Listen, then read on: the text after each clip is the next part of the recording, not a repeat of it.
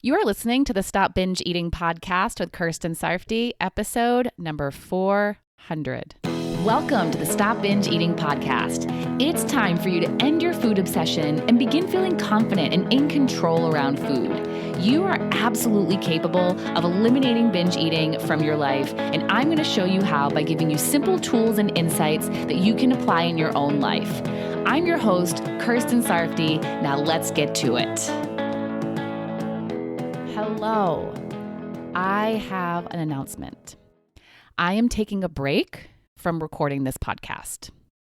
I've been thinking a lot about how I spend my time in my business and have been assessing what things I want to do more of, what things I want to do that I haven't been able to make time to do, and what I want to let go of to make more time for those things.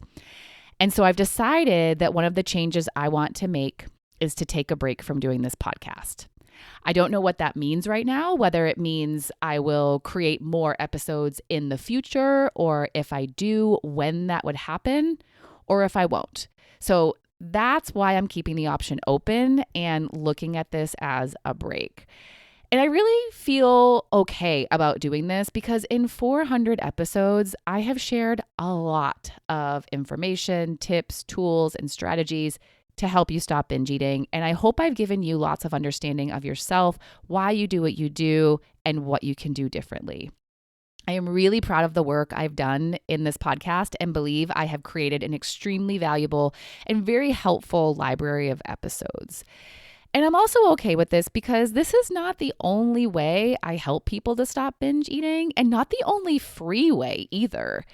I am not stopping coaching. I will still be offering coaching programs, and I'm actually planning to make changes to the program that I offer, which I'm really excited about because I think it will greatly benefit both you and I. So keep an eye out for that in the coming months. I'll also still continue to offer free resources like the free coaching I did a few weeks ago, free trainings and classes, weekly coaching emails. You can also find me on social media, and I'll link my Facebook, Instagram, and TikTok in the show notes so you can follow me on your favorite platform. And you should also stay subscribed or following this podcast, as I'm planning to share updates here when I have something to share, such as info about the free stuff and the paid program. So this isn't the end for you and I. I will still be your coach, just in different formats. And I'm not taking any of this podcast away, so I encourage you to go back and re-listen. You might hear something you forgot, or hear something differently because you're in a different place, or hear something you didn't hear the first time. So that's my update. And I'm really looking forward to what I'll be offering in the future and the changes I'll be making. Like I said, I really do believe it's going to benefit us both.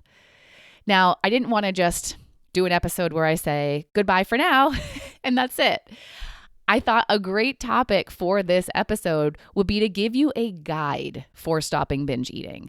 I want to give you the basics. And then, of course, you can go more in depth with anything I'm talking about today in the other episodes in the podcast.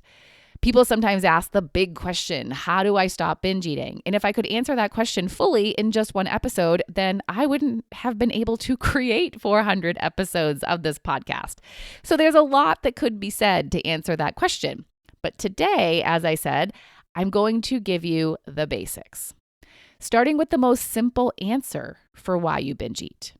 You do it because you feel urges to binge eat. That's the main difference on the surface between people who binge and people who don't. People who don't binge eat don't feel urges to do it, so they don't feel driven to do it. People who do binge eat do. So why do you feel urges to binge eat?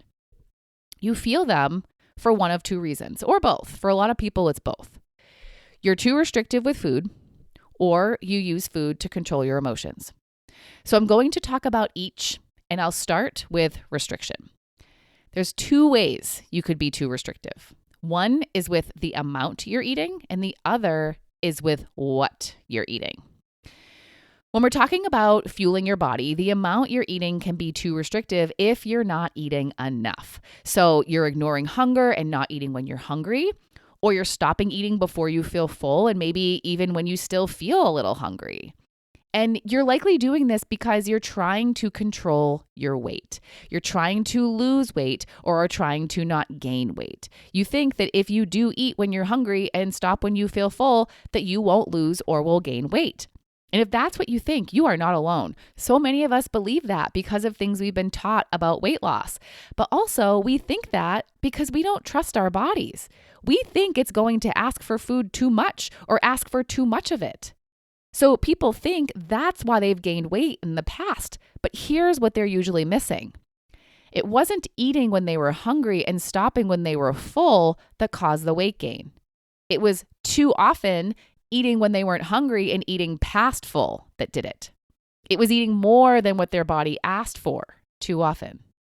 The problem isn't us following our body's signals. It's us eating beyond them too much. And the problem is also ignoring those signals, especially the hunger one, because when you do that too much, your brain doesn't know you're not eating intentionally. So your brain thinks that food is scarce and it begins to worry about survival. So it urges you to eat more, to binge. It wants to replenish fuel that it has been lacking. And also, it might want to prepare for future scarcity, urging you to eat more. So it's okay when there is a lack of fuel again. So you might think that undereating will help you to control your weight, but your brain is going to do everything it can to get you to eat enough fuel for survival. So it will send those urges until you do. So then you go back and forth between undereating and binging. So if you want to stop the urges that are a result of undereating, underfueling, eat when you're hungry and eat until you feel full. And if you are someone who has a hard time recognizing their hunger and fullness signals, you are not alone there either. So many of us, my past self included, have ignored them for so long and have made our eating decisions according to external things like calories or the time of day. We pay more attention to numbers than to our bodies. So if you want to be more connected to those signals, intentionally look for them. They will be there if you look. And they may not be as obvious or strong as you think they should be. So many people think that fullness is supposed to be like an alarm bell or like a strong sensation, but it isn't. It's more subtle than that. And that's why you haven't noticed it when you don't pay attention. If you're not paying attention, you'll likely not notice the fullness signal until it's at like a 4 out of 5 rather than a 2 out of 5, which is where you'll feel comfortably full. 4 is more like extremely full, something you can't ignore and is very uncomfortable. And if you're wondering about the other numbers on this scale of 5, 0 is not full, 1 is a little full, 2 is comfortably full, 3 is very full, 4 is extremely full, and 5 is stuffed. This is a fullness scale that I like to use with my clients to help them understand the spectrum of fullness signals. Fullness is a spectrum of intensities, and you're going to pay closer attention to where you are on that spectrum as you're eating. And my tip is to start paying attention when you're halfway through your meal. It's likely you won't feel fullness before then. So before then, just mindfully enjoy your food. Then you can shift your focus between enjoying the food and checking in with how your body feels. And you can also use the scale for hunger too, because that is also a spectrum of intensities. 0 is not hungry, 1 is a little hungry, 2 is legit hungry, which is a great time to eat. 3 is very hungry, 4 is extremely hungry, and 5 is starving. Now, as you're starting to pay closer attention to how hungry you feel, you could use the clock as a guide. You probably know when you usually eat or when you usually feel somewhere on the hunger scale. At the time when you usually eat, you can check in to see how intense your hunger is. Or before the time when you usually feel very or extremely hungry, you can check in to see how intense your hunger is. So plan to check in before those times when your hunger is usually intense. And with both hunger and fullness, the main place you're going to check in with is your stomach. There are other signs you may notice too, but that's usually the most common place. And over time, you'll learn what those signals feel like for you and maybe other signals too. You're learning. So allow yourself to be a student of your hunger and fullness. You're not going to get it right every time, and that's okay. Just keep practicing. Now let's talk about joy eating, eating just for pleasure, which is allowed. Food isn't only fuel, it's pleasure too. With joy eating, you might also be being too restrictive with the amounts too. You might be forcing yourself to eat smaller amounts that aren't satisfying for you in that moment because, again, you're trying to control your weight. But as time goes on, you might start feeling resentful, restricted, deprived, and that can cause your desire for satisfaction to build. And you start urging for a satisfying amount because you're so tired of finishing unsatisfied. And when you finally give in to that urge, you eat a lot to try and guarantee satisfaction. So similar to the under eating, you think you're helping yourself control your weight, but at some point you feel urges to binge and you binge. So you'd be so much better off just eating a satisfying amount now rather than binging on the same amount or more later. So that's how the amount can be too restrictive. And then there is how what you're eating can be too restrictive. This is the restriction that most people who binge eat fall into. They restrict themselves from eating certain foods, maybe a lot of different foods.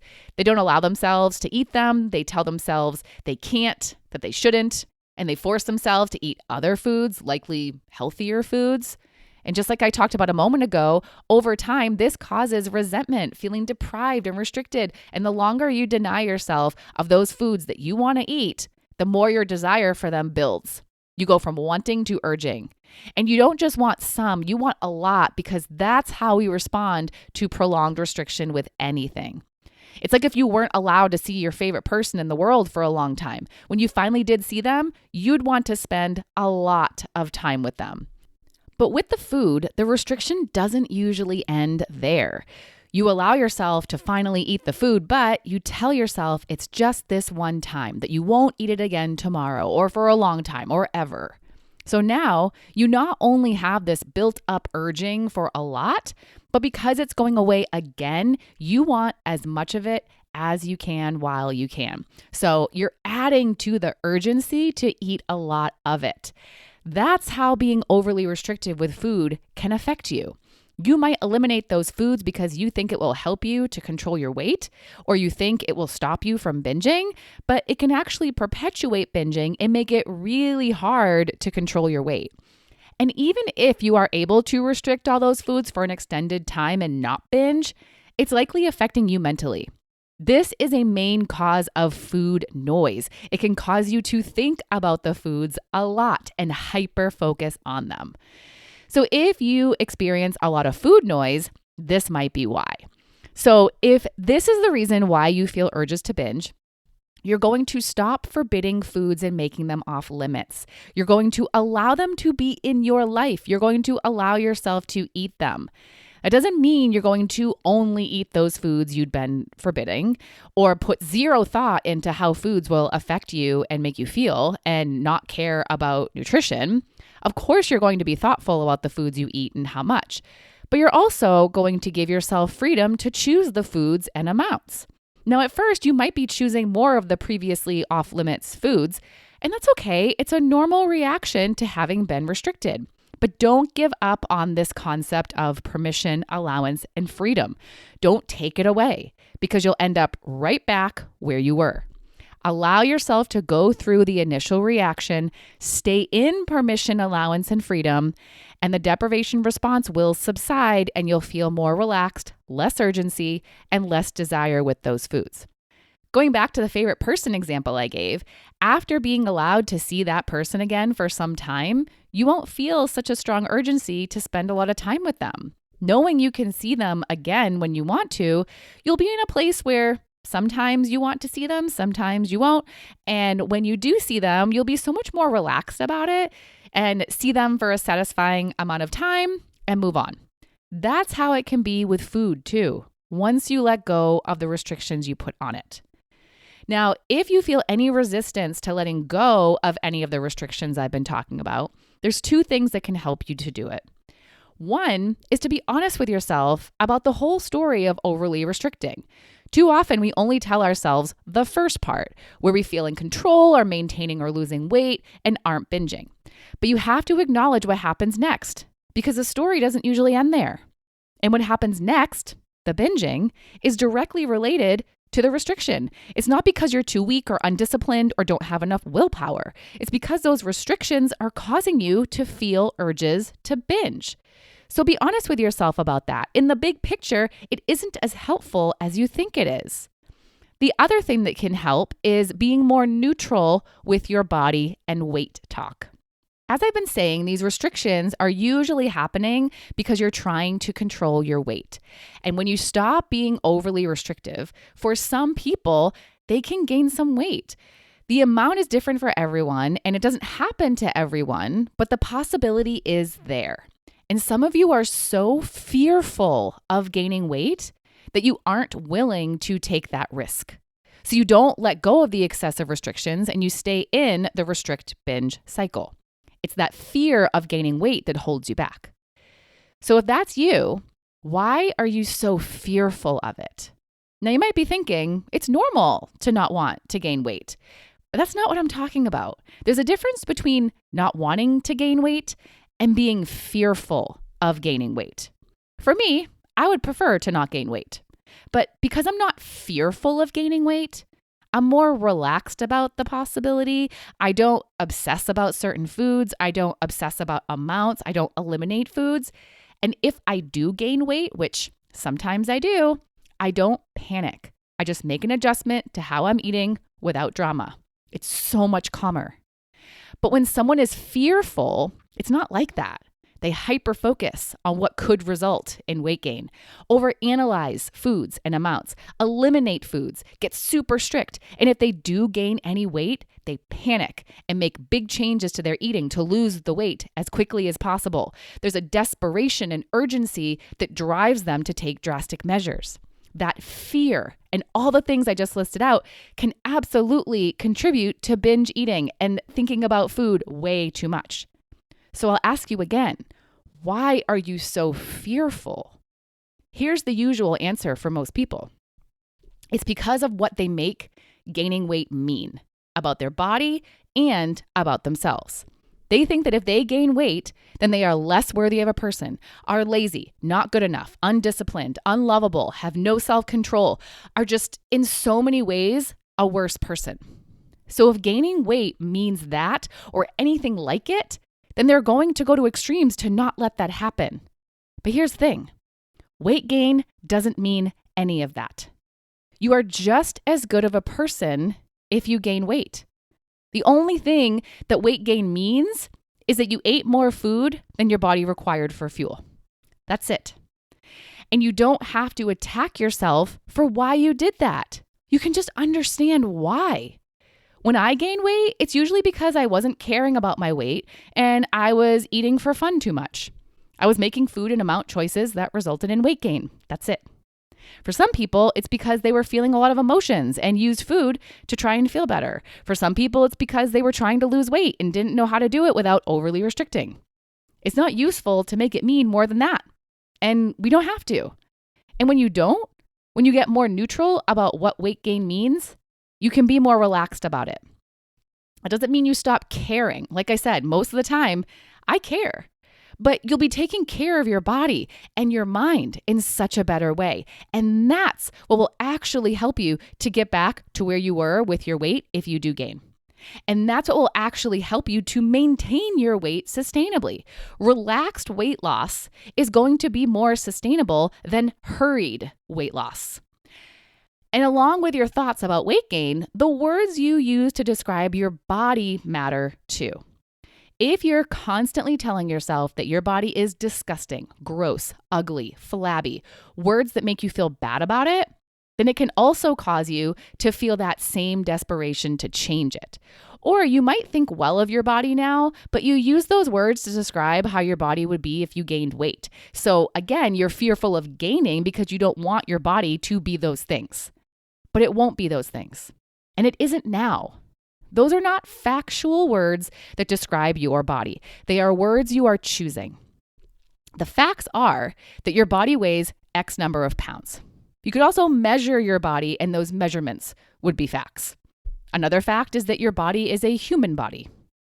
Now, you could also argue that the words overweight or obese are factual. But here's the thing.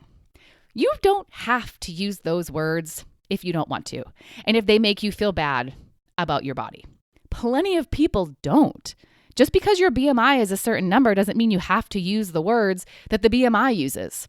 There's plenty of people who don't even agree with the BMI and don't associate their body with it at all. The point is, you get to describe your body in any way that you want and use and not use words you want.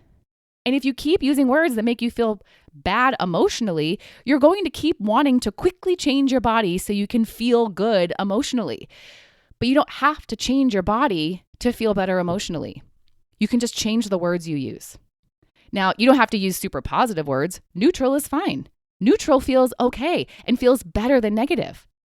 And the reason why I'm going into all this is because when you feel more neutral about your body and think more neutrally about your body if you gain weight, then you won't be so fearful of gaining or staying here, which will make you more willing to let go of the restrictions and risk possible weight gain or risk staying at this weight.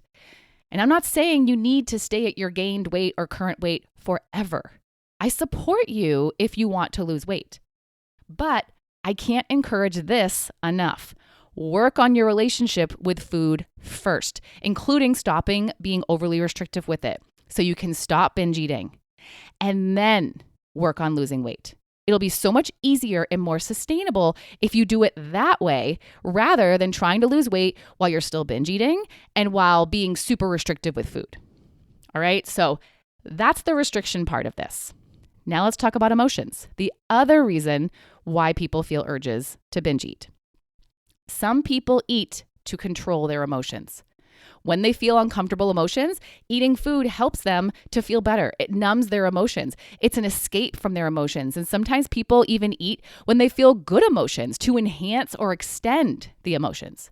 Eating is their emotional regulator. But as you know, if you eat to control your emotions, it doesn't actually resolve the emotions. And you might actually feel a different kind of discomfort after eating. So you feel uncomfortable, eat, and then feel uncomfortable again. It's not solving anything. It's just a distraction, a temporary break. Now, sometimes people just emotionally overeat. So the experience is overall less intense and usually less in quantity. But it can turn into binge eating when the emotions are intense, when their emotions have built up a lot. So they feel desperate to decrease the intensity quickly and think a lot of food fast will do the trick. It can turn into binging when they've been feeling emotions for an extended time and get so tired of it that they again want to quickly change how they feel and think a lot of food is the solution. It can turn into binging when it's not even extended or intense, but they just want out of an emotion and think that the longer they eat, the longer they don't have to feel it, so they eat a lot. So when they feel the uncomfortable emotions, they urge to eat, since that is their go-to method for managing their emotions. For emotional binge eaters, the urging for food is really an urging for different emotions or for no emotions. So why are some people this way? One reason is because they were never taught how else to handle their emotions, so they don't know what else to do.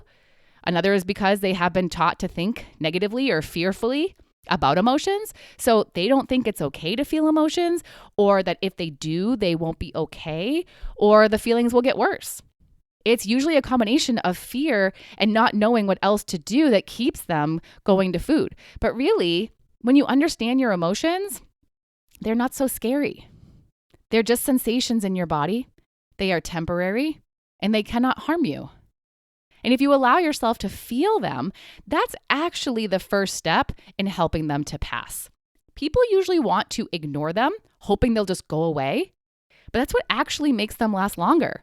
Ignoring and avoiding doesn't resolve anything. It just keeps it existing in the background, waiting to show back up. So when you eat to avoid feeling, you're prolonging the feeling. It's like procrastination. You're just putting it off. And once you do allow yourself to feel the emotion and you accept the feeling rather than resisting or fighting it, which means you just let yourself be in it, that in itself can help you to start feeling a little better. And then you can do something that can help you to regulate your nervous system, which could be deep breaths, moving your body, laying down, whatever feels good to you in that moment. And then what's really going to help you to change how you're feeling is changing your thoughts. You feel the emotions you feel because of what you're thinking. You've interpreted something in a certain way, have a particular perspective on something, have an opinion, and that's the reason why you feel how you feel. And it's all changeable. You can shift your perspective, change your opinion or interpretation if you take the time to explore other options or get new information. And when you do, that's when you'll feel better. No food required. It is possible for you to feel better without eating food. Will it take longer and require more effort? Yes, but you'll feel so much better afterward compared to if you just eat a bunch of food. It's so much more effective, and you're capable of doing it. You actually do it without even realizing it. Your emotions change because you're doing it. If you weren't, you'd just feel the exact same emotions all the time, and you don't. But sometimes we need to do it intentionally, which can be challenging. And that's why I offer my help with this in my coaching program. But it is possible for you. But in order to even do it, you have to be willing to feel the discomfort of your emotions so you can stay in them as you work through them. And when you become more willing and you feel your emotions more and you work through them more without eating food and your new ways become your go-to ways, you won't urge for food like you used to. When you're urging to feel better, food won't be your only thought because you have other better options. So that's why you binge, why you feel urges to binge, and what you can do to stop feeling those urges. But there's something else I want to talk about too. You can understand all of this and you can know what you need to do, but in order to actually do it and stop binge eating, there is something very important that you'll need to do. It's continuing to believe in yourself. From what I've observed, the number one reason why people don't stop binge eating isn't because they don't know what to do, how to do it, aren't strong enough, aren't capable, or have been doing it for too long. Now, obviously, not knowing what to do or how to do it is a big reason, which is why I have this podcast and my coaching program so that people can learn. But so many people have that or a lot of it and still don't stop binge eating because they keep giving up on themselves. If they binge, or if the work gets hard, or if they don't stop binging as quickly as they thought they would, or when they try something and it doesn't work, they start telling themselves they can't do it and this won't work for them. They doubt themselves, they lose belief in themselves, they feel hopeless, and they quit. Because that's what we do when we feel hopeless. And you can't succeed if you quit. So they're not successful, not because they can't, but because they stop trying. And they stop trying because they stop believing. If you don't believe you can do something that takes effort, then you're not going to bother putting in the effort. If you think you can't, you won't. So the most important part of all of this is continuing to believe that you can do it. And it doesn't even have to be that you believe you can fully stop binge eating. You just need to believe that you can do whatever component of stopping binge eating you're working on, whether it's working on not under eating, on allowing all foods, on feeling emotions, on working through emotions, on neutral self-talk, on neutral body talk, and any subcomponent of those. You have to believe enough to keep you going. It's okay if you have some doubt, but the belief needs to be stronger. So if you binge, you're not going to make it mean you can't do this. That's not what the binge means. The binge means you have something to learn, something to work on, or there's something in your way, something that's making it hard for you that you might not even be aware of. So if a binge happens, you're going to get curious about it. What did you try to do and what made it hard for you to do it successfully? What should you have done and why didn't you? What do you not know how to do yet that would be helpful for you to learn how to do? That's what successful people do. They don't try to forget about their mistakes or beat themselves up about them. They take information from them. Then they get help with what they need help with. And then they apply the lessons they learn. Each binge gives you information. And if you're hard on yourself, get mad at yourself, and quit on yourself, you're not going to receive this information. And without it, you'll just keep doing the same things and getting the same results. So you're going to get back up after a binge, get curious, learn something, get help when you need it, and apply the lesson. And you're going to repeat this and not give up on yourself ever. Don't be the person who loses all belief and quits when things don't go as you expected or wanted them to. Be the person who sees the binge as something to learn from and then learns something valuable, and who gets help when needed and actually applies what they learn. So that is my guide for you. Those are the basics and foundations for stopping binge eating. And again, the rest of the episodes in this podcast go more in depth with these topics. And if you want to go even more in depth and get personalized help with this, that's what coaching is for. So I can help you directly. So if you've listened to all the episodes and you want more, let's coach. So I can help you figure out what is making this hard for you, what is stopping you, and what you can do to make progress and stop binge eating. You can find information about working with me by going to coachker.com, COACHKIR.com. And there's a link to that page in the show notes as well. So this is my final episode for now, but this doesn't have to be goodbye. Come find me on the socials. Get on my email list by signing up for any of my free resources. Stay subscribed or following this podcast to get updates, and come work with me. Links to all of those will be in the show notes as well. All right, you amazing person, you. This is it. And I'll see you elsewhere. Bye-bye. Thank you for listening to the Stop Binge Eating podcast. If you like what you heard today and you want more, go to coachker.com/free. That's COACHKIR.com/free to get some awesome free stuff to help you stop binge eating.